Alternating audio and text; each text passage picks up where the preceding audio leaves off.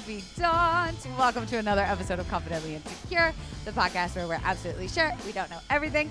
I am your host, Kelsey Darragh, and this week is going to be such a fun one. I'm so excited to introduce to you my new friend. Listen to these legit stats, okay? He is an award-winning disability awareness consultant, the Chief Disability Officer and co-founder of Bumpin', a sex toy for and by disabled people. Okay, he proudly identifies as disabled and queer, and he's also the host of Disability After Dark, the podcast shining a bright light on disability stories that I will be on later this week. Wow. Which is what a bunch of awards. I can't wait. Andrew, you're here. Hi, I'm here. Oh my goodness, amazing. Hello. I'm so happy to be here. We've been trying to hang out forever, and I was in Toronto not long ago, and we were trying to get together there, but I forgot stupid COVID. I had to go get a COVID test. We couldn't hang out, but we met through Zach Corn Diddy Cornfeld, my bestie. We did. You were on the tripod talking about disability and pandemic, which was incredible. I mean, great job. I am not a famous person, and I was so nervous. Are. I was like, I was so nervous, and I did it again recently. I was on again. Yes, how'd it go? It was great, but I was, again, so nervous because, there was Keith and Ned, and I was like, wait, I've watched you in my house, in my pajamas. It was really weird. It was great, but I'm You're shy. You're such a pro. No, you are shy. Are you out of your mind? Really, though, actually, I'm so shy.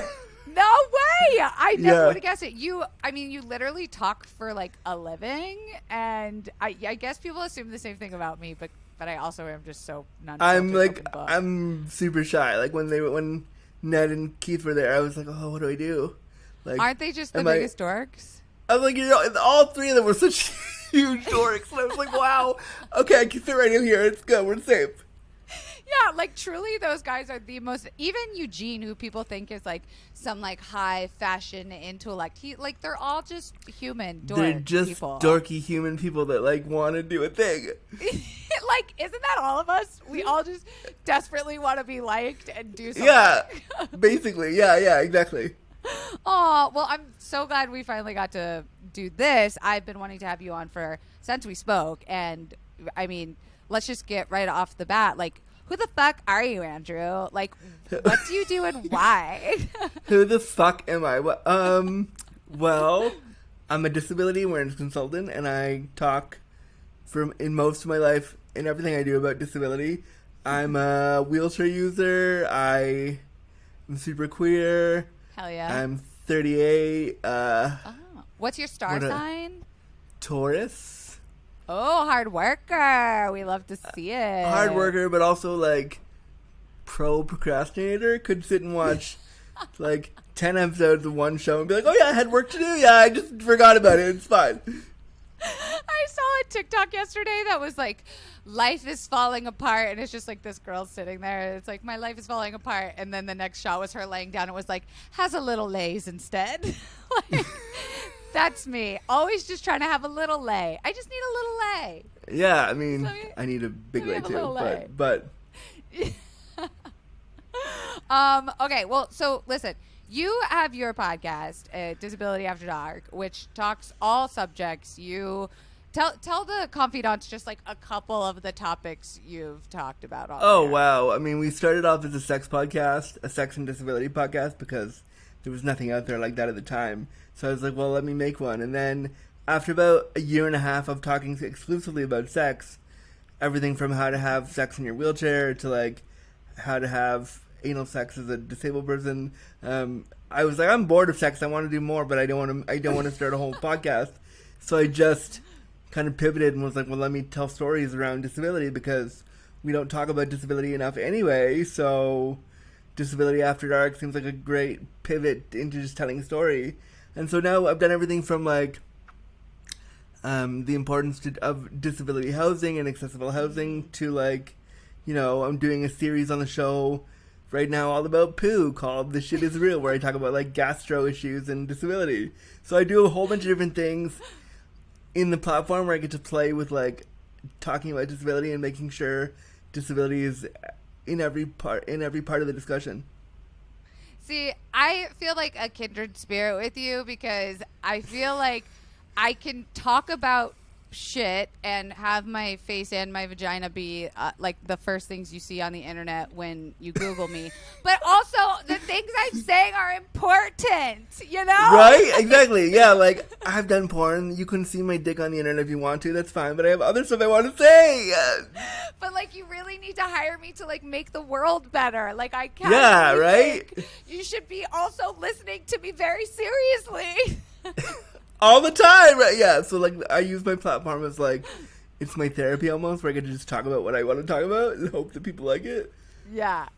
Yeah, absolutely. And what do you feel like with, you know, when you Google you, right? Like, a lot of sex stuff comes up the same thing with me. Like, do you, and you even said, you're like, after a year and a half, I got, like, sick of talking about sex stuff. Like, yeah. Do you get exhausted with being an advocate and a consultant? And, like, how do you recharge? I do get exhausted with doing that, and so like, but I also remember like when I was 15, I wanted somebody like me to do what I'm doing, and so I try to remember like 15-year-old me needed me now, so I better just keep going. And like I'm in a really privileged position where I get to do what I do, and I get to work from home, and I created a job out of like thin air for myself, so I better be grateful that I have it and not like take it for granted. So like. Yeah, I mean, I do get exhausted, and I think it can be really hard when you're working in the disability space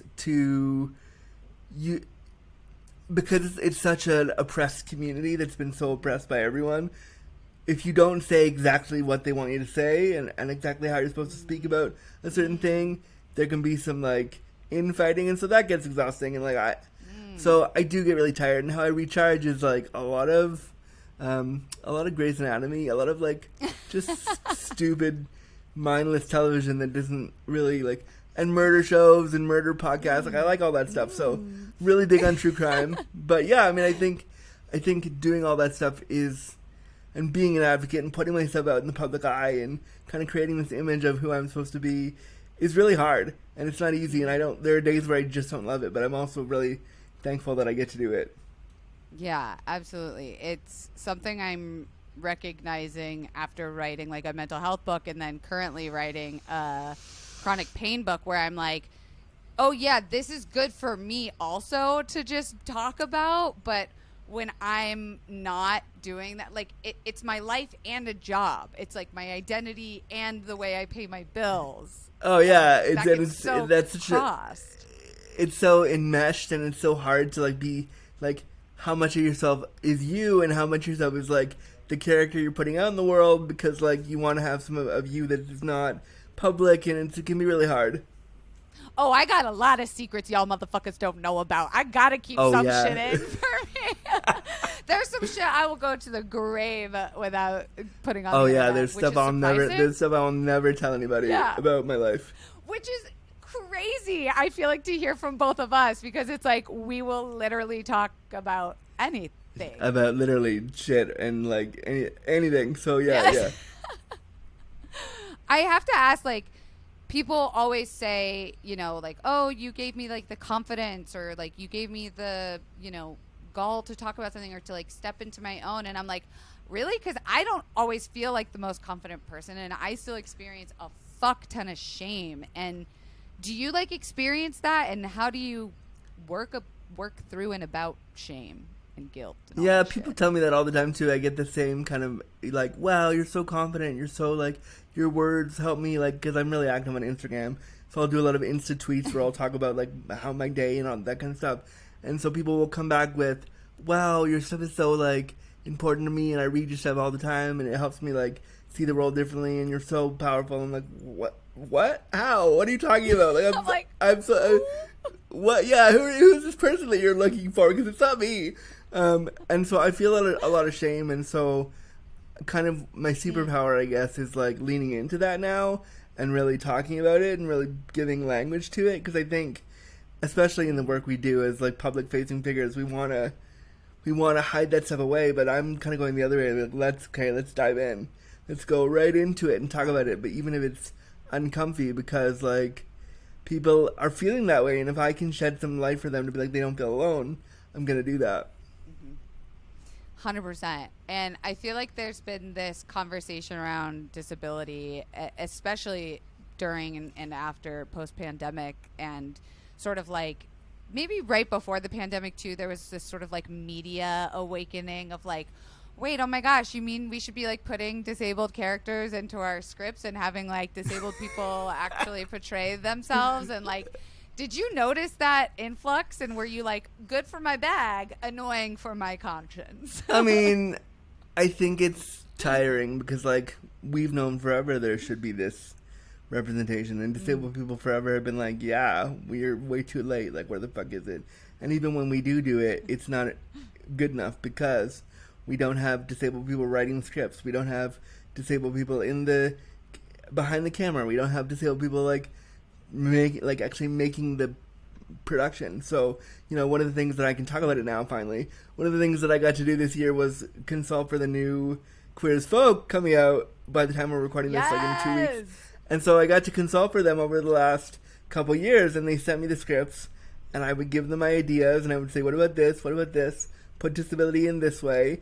And then after I had done that, they phoned me and said, can we have a meeting with you? And I said, sure. So we hopped on a Zoom, and they were like, we want to have you in the show. Do you want to come down and film? And I was like, sure I do. So, you know, to get to be there and to get to be a part of that was kind of really important because it showed that like you can include disabled people here. They are a vital part of this process, and to know that I helped not only be a part of the show but also like refine the script so that it was actually accurate to represent disabled people as sexual beings on a big TV show. It was like really cool. It was really, really cool. Yeah, I mean, congrats. I saw the post and I was like, hell yeah, you were in some like leather getup. It was sexy. Yeah, whatever they had put me in, and I you know, I had to I held on to those photos for like months and months, and I was dying to share, but I was like, no, I can't. I gotta wait. No. And so when I finally got the green light, I was like, yes, I can finally see it now. I'm going to like put it as the thumbnail for this just so everyone can see all the gorgeousness. Like we're going to put those photos everywhere we absolutely can. Put it in a museum, babes. That's what I'm here for. Yes, I'm here for it. So tell me about like the process when working with like in a space that is very ableist. Well, let's start from what is ableism? Let's start from the root of the word. Oh wow, let's go right back to the beginning. So ableism is like, it's hard to define because on its face it is implicit or explicit bias against disabled bodies in favor of able-bodied bodies. So it could be anything from, remember when 45 was president? I know, it was a horrible time. But remember how we all made fun of his body? Like, yeah, that was a little bit of ableism there. Remember, like, you know, when people make fun of somebody in a wheelchair for, you know, do you have a license? I know you're trying to be funny, but that's also ableism. Like, you know, or it can be as, like, overt as, oh, you're a wheelchair user? We don't think you're qualified for this job. Sorry. Like, we're not going to hire you. Or, you know, or something like, hey, I want to sleep with you, but you're a wheelchair user, so I'm not sure how to do that. So it's really hard to define because it impacts every part of our lives. But the simple definition is it's bias in favor of able-bodied bodies. And I like how you said, like, implicit or not, like, there is just a level that I think we're born into in society because society is so in favor of abled bodies, like, that you have to, I don't know, I hate the word, like, unlearn it, but you really do just need corrective experiences, I think, if you're not taught it from youth. And so, or, like, you just don't have the experience, right? It's not in a curriculum. It's not, like, taught anywhere. So where do you find that, like, people, do you have any resources or places to point to when you're trying to change, like, a systemic problem? Like, where do we even fucking start? I mean, I think before we start, we look at ways to, like, change right away. I think the first thing we have to do is admit that we're all ableist, myself included. Like, we all can do that. We all have done that. We all will do that. And I think people are afraid to, because nobody wants to be the offensive one. So we're all afraid to be like, oh yeah, I did that. Yeah, I did.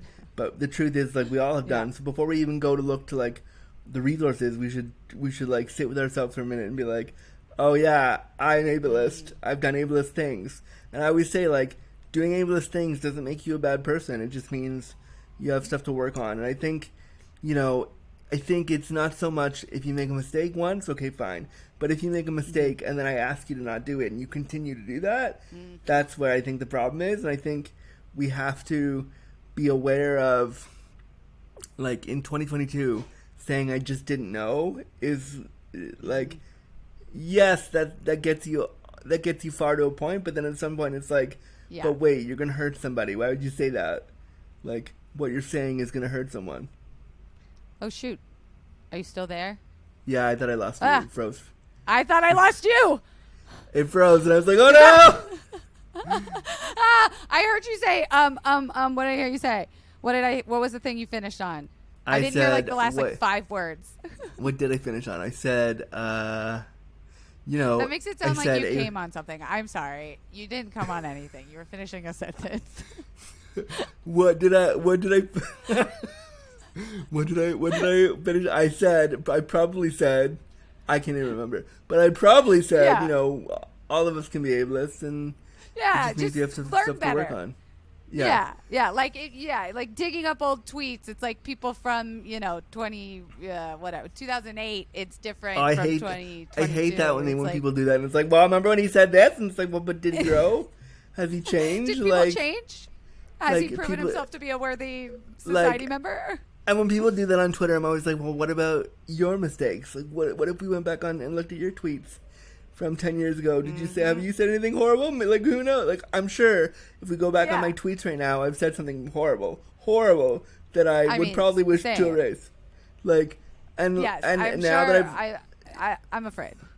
Yeah, I'm terrified that somebody would pull out my tweets from 10 years ago, because I'm sure I said something awful, but, like, I've grown up, as we all do.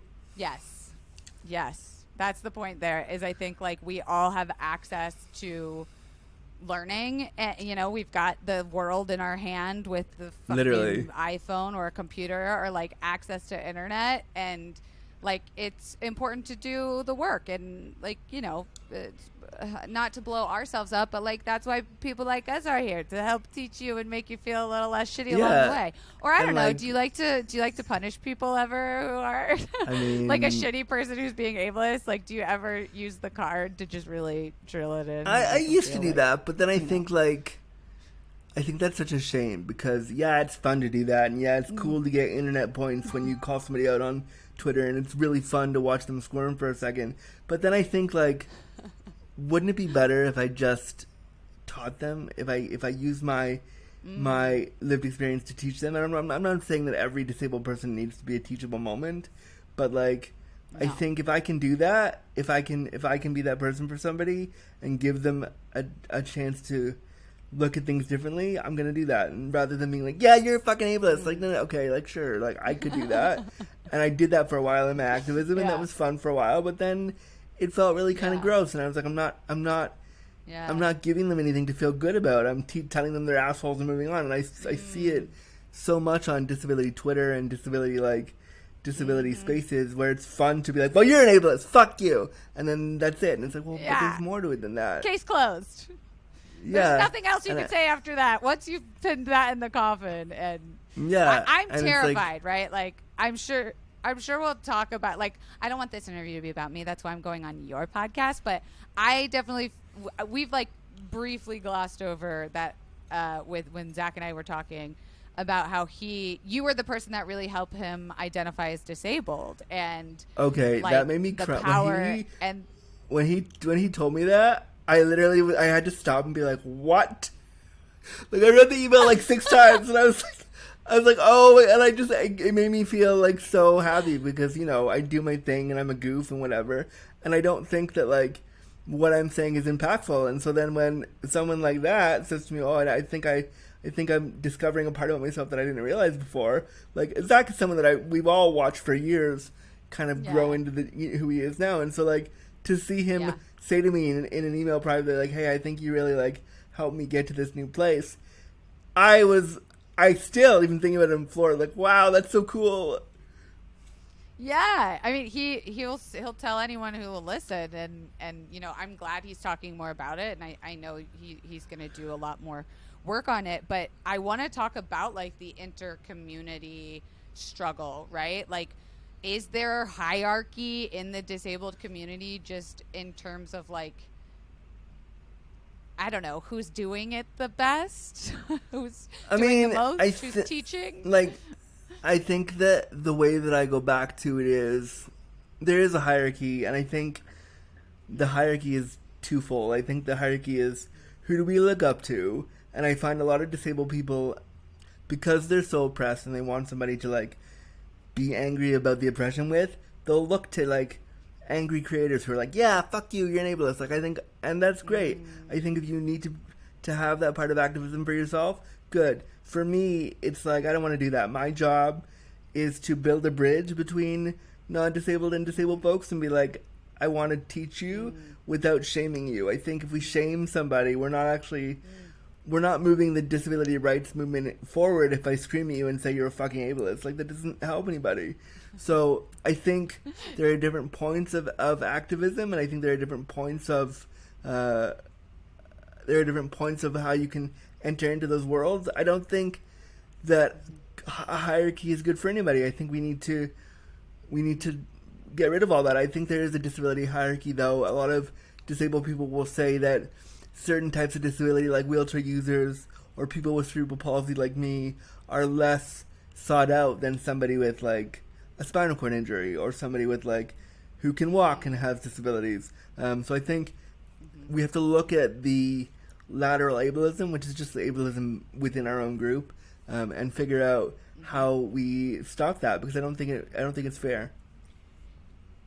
Yeah, I feel that deep with like the chronic pain community, just with like spoonies, right? Like, it overlaps heavily into the disability community. You can have one without the other, but a lot of people would argue that you can't, that one is the other. And I always feel a lot of shame and guilt around, am I taking up a space that for someone who, like, and I'm making air quotes, like, looks more disabled or in pain than I am. And it's so funny, that's literally the conversation. Yeah. Yeah, that's literally the conversation that Zach and I had, and he was like, I don't think I'm allowed to take up space. And I kept being like, yes, you are. Like, of course you are. And so, like, but I think, you know, you're not the first person that's asked me that, and you won't be the last. Like, I think the way we have shown that disability can only be through an accident, a tragic, horrible accident, or you have to be in a wheelchair to be really disabled, or you have to be intellectually disabled to be really disabled. Like, all of that is ableism by itself. I think if you have the balls to say, I think I'm disabled, that's a big label to, like, put on yourself. And if you're saying that, there's probably a reason behind it, and we should probably be listening to you. Oof. Thank you for the confidence boost, for the little reminder. I needed that. I want to ask, so I want to go into, like, how you've talked a lot about body betrayal, and I want to know, like, read my how tweets would you from explain? Did you read my tweets from yesterday? I don't know. I want to know, what do you consider body betrayal, and what is it? Well, I mean, for me, like, you know, not to get too sexy here, but, like, sometimes because... Why not? I mean, right? Let's go in. So because I can't masturbate by myself anymore, and because I can't jerk off the way that I want to, sometimes my body will just release at random points in the day when I don't ask it to. It'll just decide, oh, yep, we're gonna finish right now, which is really kind of annoying when you're just watching TV. And so that can feel like a betrayal for me, because, like, I didn't ask you to come right now. What's happening? I wasn't aroused. Like, why did you do this? I didn't ask you to, like, have an IBS attack right now. Like, what the hell? I'm trying to do this thing, and I have to be professional. Like, so I think there's a lot of body betrayal because I didn't ask my body to do these things. And so because I am very disabled and I need a lot of help, if something happens and I have to be cleaned up, I have to call somebody, I need support. So, like, all of that body betrayal is also mixed in with, like, guilt and shame and discomfort. And so it feels, the betrayal is like, how can I be seen as normal? I'm doing air quotes. Normal if my body is doing this to me. And like, I'm glad you make air quotes saying normal, because I feel like what the fuck is normal, right? Like, it's what we see in media, television, right? Like, Yeah. there is no normal, right? And the shame and guilt is a big thing. Yeah, and I want to ask, like, what you've seen or what kind of advice you give with, like, someone coming to terms with that shame or guilt feeling. And is there a difference between someone who's, like, lived with a disability their whole life versus someone who did have an accident, or, you know, it's later down the line, an illness, whatever has caused that in their life? I think the grief is different. I think I term it as disability grief, because, like, when I lost the ability to self-pleasure and masturbate, like, that took a couple years. And so slowly you would see your body change. And when I also lost the ability to pee by myself. And so I need assistance with that now. And so, like, those things, well, I've always been disabled, those things also happening, like, they took a toll. But I think it's different when you go from being completely able-bodied and quote-unquote healthy to, like, oh, no, I'm a wheelchair user. So I think the grief is different, but I think they're equally as valid. Right. And do you think that there's a difference in someone who gets to go through those, like, pubescent years and has more experience with the guilt and shame, or is it always there? Like, is it a renewal every time? I mean, I think for me, like, I'm 38 and I'm way past pubescent, but, like, you know, I still have... You are? I know, shocking, right? But, like, I still have guilt and shame, and I never dated, I never fucked around when I was a teenager. Like, I never did all the things you do when you're a teenager, because I was busy having surgery and dealing with my disabled body. So, like, sometimes I feel like I'm going through a second adolescence of, like, oh, I get to experience this for the first time.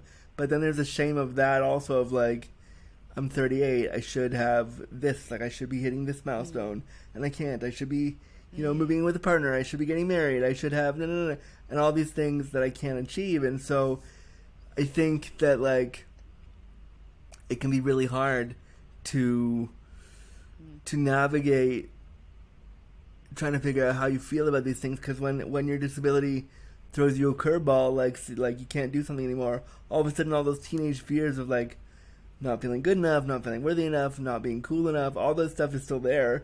Like, I'm 38 and I constantly feel that way. So I think that... Same. But I think that, like, if you go through puberty as a person born with disabilities, it is different, though. Like, I couldn't imagine being 12 and having an accident and then becoming completely disabled and then needing to do that all over again. I would think I would be mortified if I had to do that. I was lucky enough that I had the privilege of being born in a disabled body, so kind of knew what to expect. But I mean, you're never ready for the ableism that people will throw at you. You're never ready for their ignorance. Right. Like, that stuff sometimes comes out of left field, and you're like, oh wow, I wasn't ready for you to be an ableist today. Wow, okay, cool. It's always a surprise. And every day's a different adventure. You never know what you're gonna get in this fucking society, right? Yeah, exactly.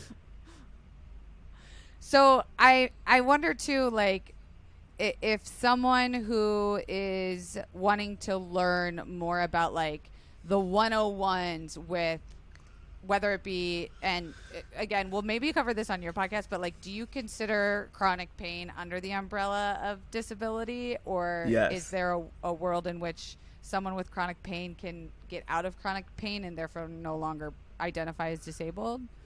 I don't think so. I mean, I think if you're using the term disabled to describe yourself, like, there's a reason behind that. You're using that purposefully, hopefully. Like, I think it's really important to listen to the language people use, and I think people with chronic pain are disabled. But I think there are a lot of people with chronic pain who would say, like, I don't think I am. I don't want to be under that label. That label scares me. And I would say, cool. Can we interrogate why you're afraid of it? Like, what scares you? And I would say, like, your handbook will be in the mail. We'll see you in like, we'll see you at the next meeting where all the gimps get together, and I would make a joke about it and like let them feel comfortable. But like a lot of people are afraid to own that label, and I say like it's a community of people that you can draw friendship from, community. And so I think that especially with COVID doing what it's done, like according to the that stat that was on the Try Guy podcast that I did, it was like 1.2 million more people are going to be disabled after this. So like we got to start welcome opening suckers. Up. Yeah, basically like welcome fuckers, like literally that. Like here it is. And so like I think I think a lot of people are afraid of that label because of all the dangerous things we put on top of that. So like we've made disabled mean less than. We've made disabled mean worthless. We've made it mean pity. We made it mean all these things that it can be, but doesn't have to be. And so I think if we just look at, and I mean, look at the way we talk about disabled people. We never say disabled. We say like, no, oh, you're handy-capable. Other-bodied. Or oh, you have special needs. And it's like, can you just fucking say what it is? I have a disability. Thank you.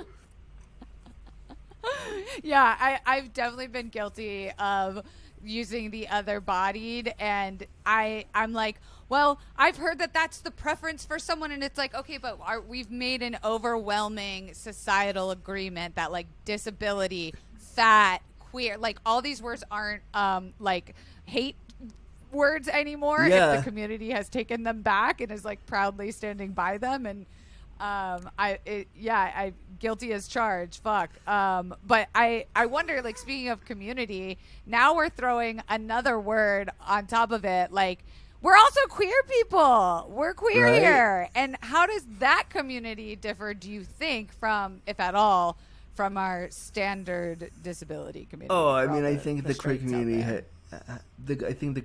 has a ton of problems with their own ableism. I think queer men are the worst because, and like that's the community that I seek out for like sex and hooking up and all that stuff. And like they're not great. They have a lot of body shame, and they think if you don't go to the gym 5 times a week and you don't look a certain way. And for me, that's why I started using they them pronouns, because I was like, I want to move away from, my disability doesn't allow me to be this cookie cutter idea of what a queer man's supposed to be.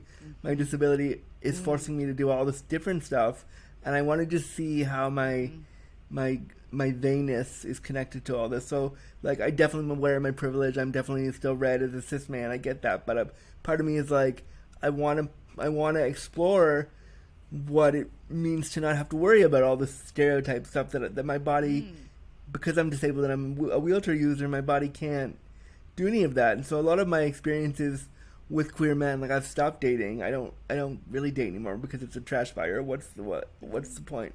So like I generally work with I work with sex workers when I can, and I get my needs met, and then I get what I want, what I need, and then I see them again in 2 weeks, and then that's great. Like it's like it's a lot more. It's a good setup. Yeah, it's a lot more freeing because I don't have to worry about, do you like me? Are there emotions? Like, yeah, of course we care about each other, but like I'm not worried so much about finding a partner. Like I'm not worried so much about like all these things. Of course I would love somebody to be like, I think you're so attractive, let's go on a date. That'd be great. But those things don't happen because of ableism. And like I can't tell you the number of times gay men have said to me at clubs or on an app, they'll say like, oh, what happened to you? Are you okay? Oh, I'm so sorry that you're disabled. Like, and it's like, wow, okay. And so like you get enough of those. What happened to you? Oh my god. Yeah, like you get enough of that, and you're just like, I don't want to date anymore. Like, fuck it, this is ridiculous. So, like, is there like not enough communities of like queer disabled folks who don't have to deal with that shit? Like, there's just, there's no apps, there's no specific club. Like, do we need to get hella niche? And I think maybe you froze again. Oh no, are you back? Yeah, you are. You're in. Okay, I'm so sorry. Did you hear my question? Sorry. Yeah, ask it again and I'll answer it again. Yes, thanks. I was like, do we just not have enough spaces for like queer disabled people? Like, do we not have enough apps or clubs or physical spaces? We don't. Not Well, that we don't wanna have. segregate even more, you know? No, we want inclusion. kinda. So what we need to do is to make the queer spaces have a ramp. We need to make queer spaces have elevators. We need to make queer spaces have accessible fucking washrooms. Like we need to put all that stuff in the existing spaces to be like, we're here too. And one of the things I loved about doing Queer as Folk, and I'll just say what I did because whatever, if I get in trouble, sorry. Yeah. But like, so one of the whatever. scenes I got to do was I got to be in a sex club scene where I got to like pretend to have sex with somebody on camera. And so one of the cool things about that was that it was, even though it was fake, even though it was TV, they made an accessible club where a bunch of people in wheelchairs could be seen. And so we need to do stuff like that. And so what I'm so proud about that show, and when people see that, is like gay able-bodied men are going to see that and go, oh, I didn't realize that was possible. Maybe I should reconsider how I thought about this now. And so I don't think we need to have different clubs for non-disabled people. I think we need to have clubs retrofitted to have ramps, elevators. Like I say this all the time. We have so many, you live in LA. There's so many clubs there that have big drag parties and do all this stuff. Why couldn't one of those clubs have a fundraiser for a ramp? We have fundraisers for HIV and AIDS all the time, which are great and important and valuable. Mm-hmm. Can we not have the same kind of fundraiser to build a fucking ramp at the club? Why can't we do that? I mean, like, we've also been doing the AIDS fundraisers for like 20 years. It's like we need another principal blue ribbon cause. Like, let's get some brainstorms going, guys. Like, share the wealth, literally. Like, I want to see the Try Guys do an episode where they go into a gay club and they do their drag show, but they raise money for like a ramp. How fucking awesome would that be? I'm going to text Rachel, their producer, right now. Yeah, be like, here's the idea. And we have this amazing disability consultant that you could hire if you... need to, yeah. And you better have a fucking disabled voice and consultant. And yeah, they're very good at that kind of stuff. But for anyone listening. Yeah, but I mean, like, how cool would that be to have those things in clubs? And I think we just need the awareness. I think the queer community is still, especially queer men, at least the community that I frequent, they're really like, they're afraid of illness and disease because of the AIDS crisis 20 years ago, 20, 30 years ago. It's still scary for them. So that's why they all go to the gym and they all look a certain way and they all are super into fitness because they're afraid of illness. And then I roll up and be like, yo, I'm chronically ill and I'm disabled and I have a big dick and when are we fucking? And they're like, I don't know what to do with you. I'm so afraid of you. Like, what do I do? So I wish that more queer men would sit with their own ableism and be like, oh, I fucked up here. Let me try again. Wow. Yeah. And I feel like also hilarious. The fear, you're like so right that there's like a fear, but like, what are we so afraid of? Is it like we're afraid of being the wrong ones, being the called out ones, or is it just like stepping to a space that we feel like we don't belong? Like, where does the fucking fear come from? All of that. We're afraid of all of those things. Like, all of that together. It's not one thing or the other. It's all of that together. And because we don't talk about the fact that like everyone is going to be disabled, which is why, when Zach said, I think I'm disabled, it was like a light bulb moment for him because, he doesn't think about, and why would he? Why would you think about becoming disabled? That's not how we operate. But when we start putting that in our everyday life of like, yeah, if you're lucky enough to live long enough, you will become disabled. You will have illness. Mm-hmm. You will have disability. And so like, I think the fear comes from, I think particularly if we're talking about queer men, 20, 30 years ago, they watched all their friends die from HIV and AIDS, which is horrible. And so they look at someone like me and they don't know how to process, wait, he's chronically ill, he's disabled, he's happy, and he wants me to fuck him? What do I do? I don't understand this. So I think they're just afraid, and no one's ever said it's okay to be scared, it's okay to be afraid of this, but let's talk about it. We've been taught that we're not supposed to talk about it, so So when I come in and say, let's talk about it, everybody goes, what? I'm allowed to talk about this? Right. And I think the key word is like when it's consensual, right? You know, it like there's so many resources out there. There's so many advocates and people that are wanting to have those teachable moments, that are willing to have the scary, awkward conversations. Like there's no reason why you can't just, you know, download Disability After Dark and start from the beginning. I mean, you really and should start learning. Yeah.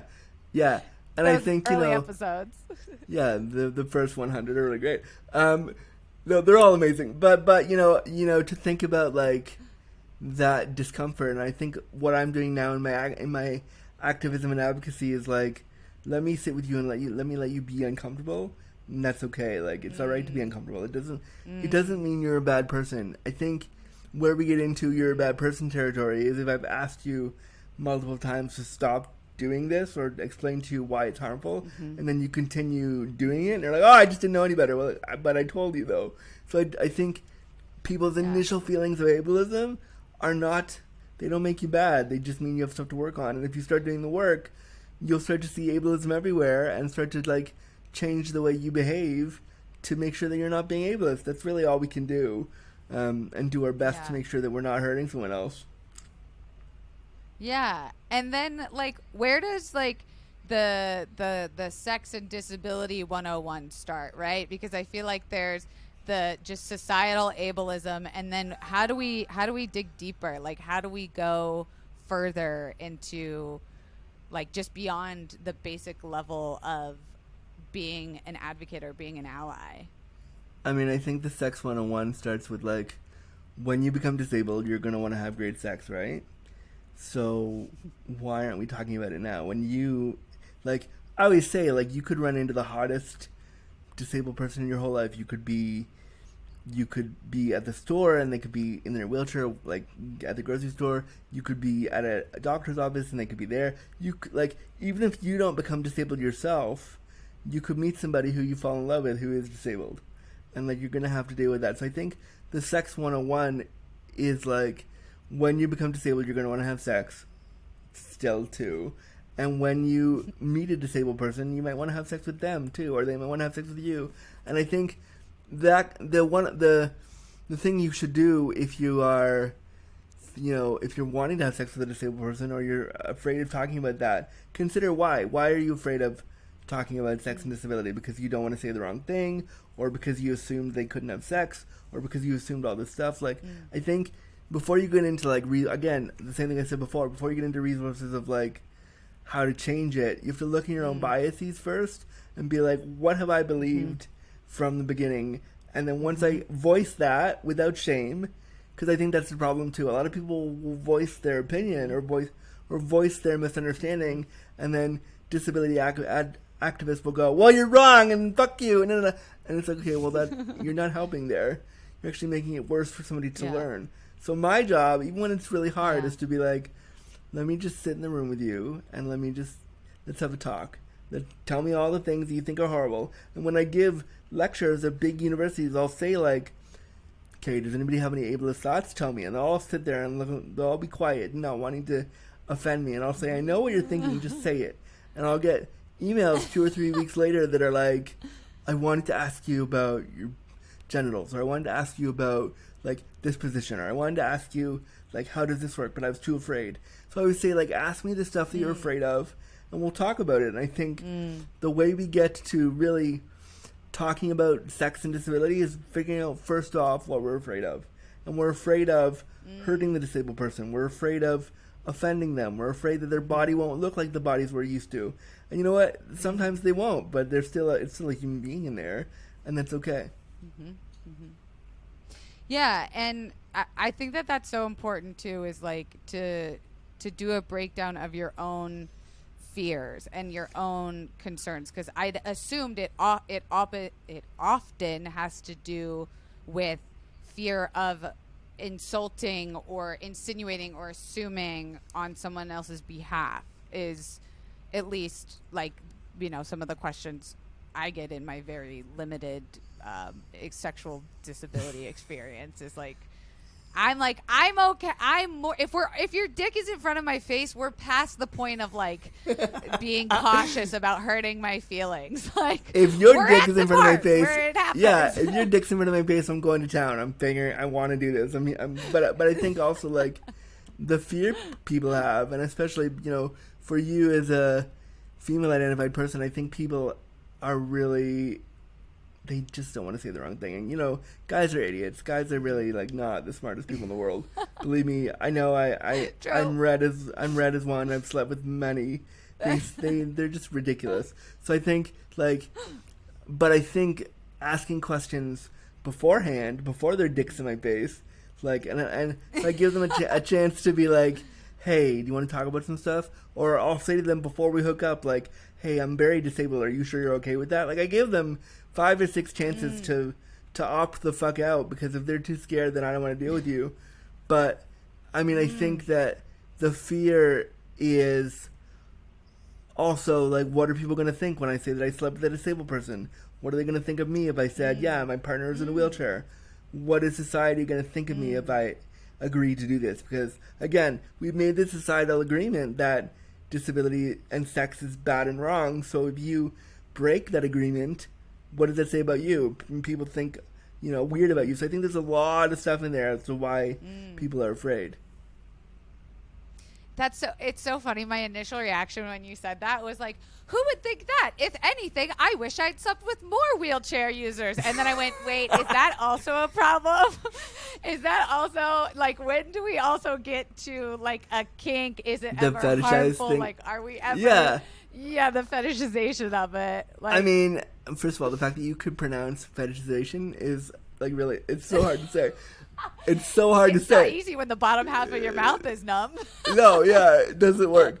But I think fetishization, like, I like fetishizing myself a little bit. Like, I'll play with language. I'll call myself a bear in a chair, or I'll call myself like a big dick crip, or I'll call myself like, I'll use certain language to play with the fact that I'm disabled. And I want my partners to do the same. If I'm fucking you, I want you to be okay calling me a dirty little cripple, or I want you to be okay, like, but I make that choice.